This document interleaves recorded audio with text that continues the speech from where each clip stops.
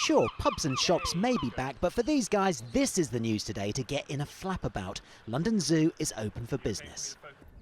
Today here and around England, zoos have reopened their doors. It's a much needed financial boost for them, but it does raise that interesting question. I wonder if these guys have missed seeing us as much as we've missed them.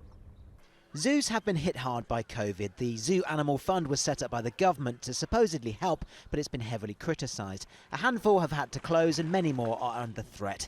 Here in London, it's thought the pandemic has cost them £26 million. We're an expensive business. We have hungry mouths that need to be fed and looked after, whether we're open or closed. So for us here, for example, it's cost us about £1 million a month to feed all of our animals and keep taking care of them, which is a huge amount of money when you've got no money coming in. We've been very reliant on the goodwill and generosity of the public, and by the way, they have been so generous as well.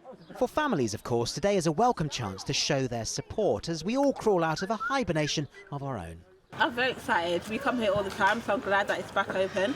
Something fun to do, so we're excited to go and see the lions. We was in the car and we were singing, "We're going to the zoo, we're going to the zoo." And he's going, "Animals, animals."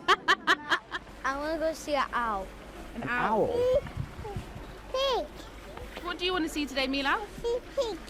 Today marks the return of much-needed monkey business for all zoos, but will our furry friends be happy to see us for the first time in months, or will they just merely eye us with suspicion? I would say a bit of both, maybe. Some animals will definitely be looking forward to the interaction, like our penguins. Some of the other animals will be a bit more like, oh, there are people back in the zoo. So there's going to be a few different reactions, I'm sure, today. Today was all about getting some of our creature comforts back, although it looks like these rhinos at Whipsnade Zoo wanted to keep the news secret. Maybe they've liked their peace and quiet a little too much. Steve Hargrave, 5 News.